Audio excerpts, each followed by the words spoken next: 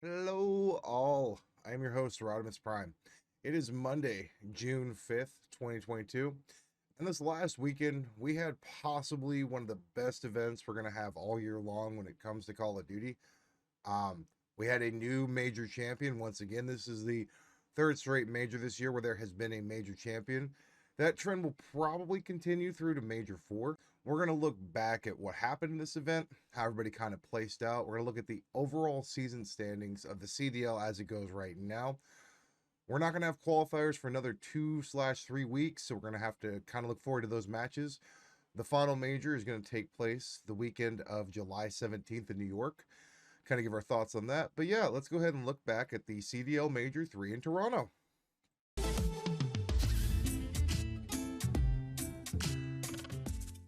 Weekend, we had the Call of Duty Major 3 in Toronto.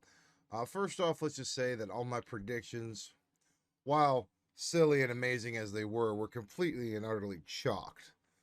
After day one, it was obvious to me that my top two, which was Optic and Minnesota, were not going to be top two. And kind of as a matter of fact, to kind of give you a rundown of placings real quick of where those two landed out.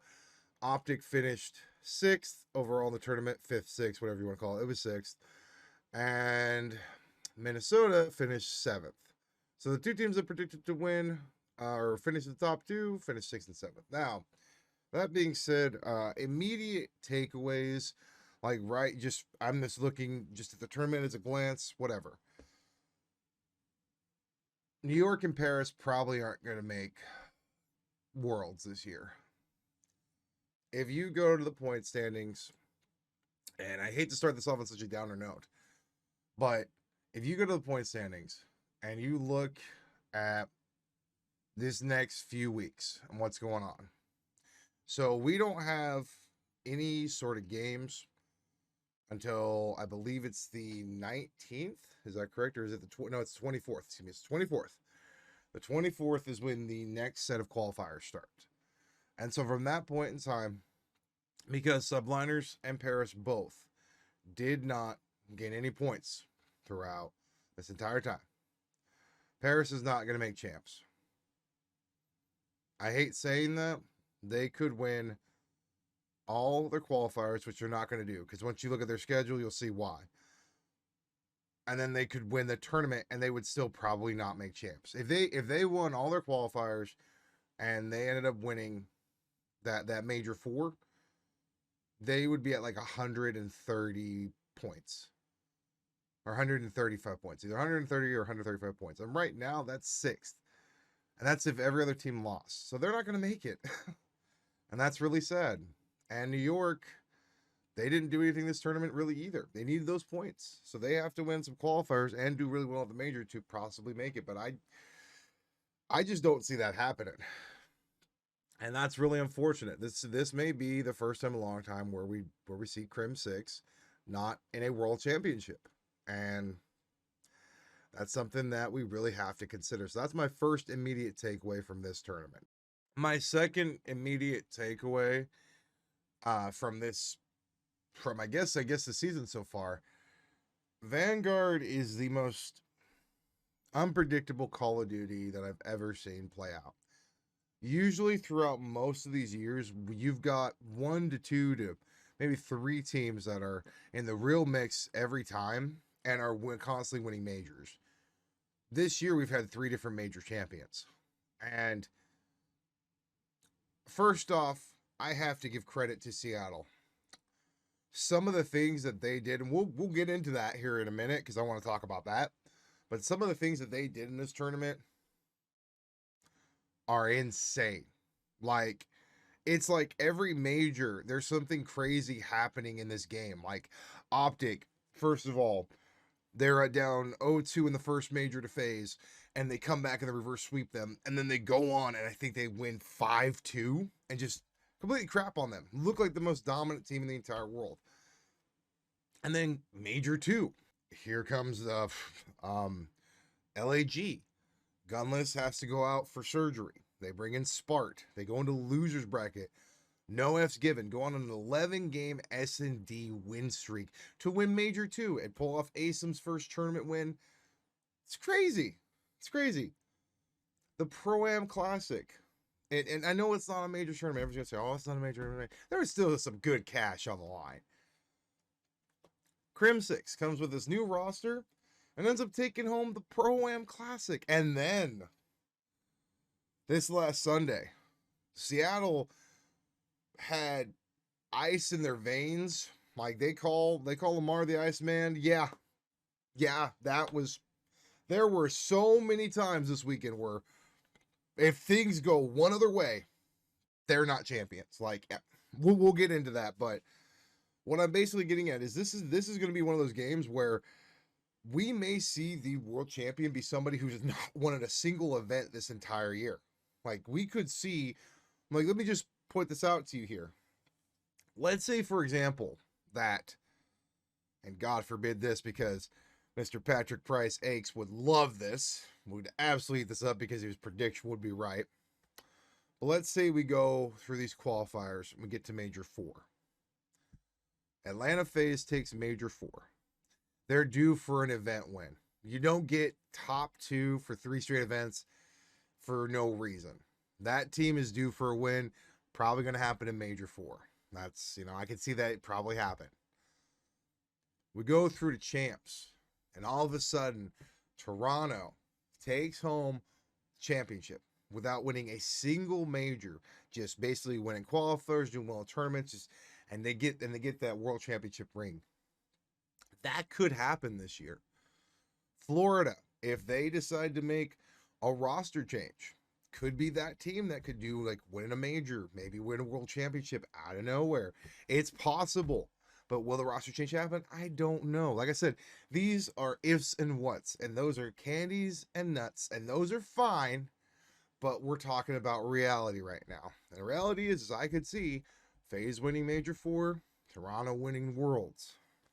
And that could happen. So that's something we have to consider going forward, that this game is very interesting. And I think that the teams that are on that bubble, if there's some questions at some positions, you need to consider possibly finding a replacement. If you look at these point standings, we've got one major left, and then I think it's Worlds or playoffs. I don't know how it works out. But there are 8 teams that are going to make it to Worlds. And right now, there are 1, 2, 3, 4, 5, 6 teams that are separated by less than 30 points. That's three qualifier matches and a couple placements in a major. Royal Ravens is, even then you could say by 40 points. There's 7 teams separated by 40 points here. Seattle kind of pushed himself a little bit forward with, like I said, this most recent major win. Congrats to them, by the way. But if you're a team who's on the bubble, you may want to consider doing a roster move. I know it's late in the year, but if you want to get to Worlds and have a shot, it might be time. So that's my second takeaway from this last Major 3. Then Surge has to go on and play Atlanta. Now, this by far had probably one of the craziest moments of the tournament. Atlanta played Seattle close the entire time, and just you look at these first 2 matchups. We're not gonna talk too long on them. Bocage 250-203 beats Seattle in the hard point. S&D comes down to that crazy 1v1, and Atlanta wins that one 6-5. And then you get to the control, and Atlanta's up 2-0, and we're in that final round where they're just about to sweep Seattle. And it's 4 lives for Seattle, 13 for FaZe. And give me a second. This just needs to be shown. Look at this. Real quick before we move on here. This match meant something to people. Like, anybody who says it doesn't, just like look at the reaction here from Arcides after he pulls this ace. It's an S&D. He's standing up. He's getting hyped. Takes his headset off. He's looking over across, and he just gives him the no shame bird. Oh, let them know. Oh, but that's not why we're here. That's not why we're here. So we move forward into this control here. So I was wrong about it being a 2-0 in the match. No, it was 2 on the round. It was 2-2 in control. All right. 2-2. Seattle is down 5-13 at this point in time. 5 lives to 13. So FaZe basically at this point in time have got this locked up. It's gonna be a 3-0 sweep. I want you to watch what Seattle does here. Look at this. This was the most ridiculous bullcrap I've ever seen. But Seattle played perfect COD. Like, I couldn't believe this. I was like, there's no way. So, our city's kill Sim. So, we're at 4-13 right now. Matt gets a 2-piece, immediately push it up. That's 4 dead. That's 4 dead. And here we go. It's 4-9. And they're trying to get the ticks here. They're getting the ticks. They're on there. Oh my. And you just look at this. You cannot believe that this just happened. An absolute breakdown of FaZe. FaZe had the setup. FaZe had the advantage. And you cannot believe that that happens. It's 233 to 201. I was watching this live and could not believe this was happening. Fred just playing like aBeZy kills Arcitys there. That's actually a big kill for them. But like if you watch this, like Matt gets that big 2-piece there. Sim's trying to push up the stairs here. Immediately we've got 3, and then if Sim had gotten that there. See, that's the kind of day it was for Seattle. Like the shots that they usually don't get to fall, they were falling and they were getting these kills. You just look at how insane this is. Like this major was so much fun to watch from the guys who went and the players. Like, okay, so at this point in time, Seattle is up 245 to 210, and it's coming down the wire. And here we go. Sim puts shots into Arcitys. You've got Sim to the right here pushing up. Oh my God, Sim just that 2-piece. Oh no. aBeZy's in the back. He's contesting right now. Mac gets. Can you believe this? When I was watching this, I was freaking out. I was standing up watching this. Oh my God.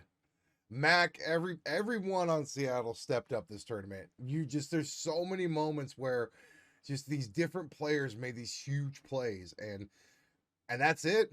They take the hard point. They roar back. They're down almost 100 points, and Seattle just does it. And Pred is jacked. Oh yeah, they are jacked after that. Oh yeah. Oh my God. And the reverse sweep is on. It's on, everybody. It's happening. Oh man. And FaZe, you can see, looks a little bit dejected, but we're not even going to relive that S&D. Seattle's up 6-1. Or Seattle won that 6-1. And they ended up taking that like 3-2 to go into the grand final. And FaZe gets back to the grand finals. They end up basically beating Toronto in a very close series. I feel bad for Toronto, man. They got the losers finals, and they lost that last S&D, which they should have won. They won every other time, and they just couldn't close it out.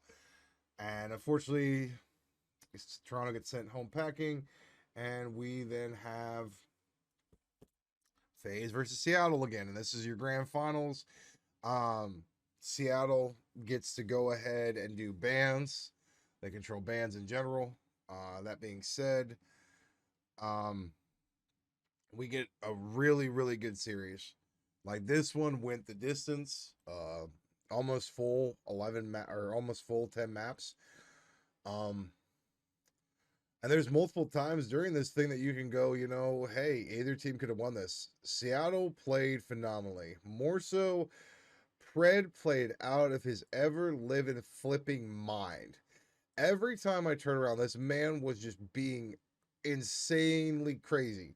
Just doing a play that you wouldn't expect him to do. And I mean, you can go through this entire series and look at like different moments, which I'm not going to do here because I don't think I can because copyright and stuff. But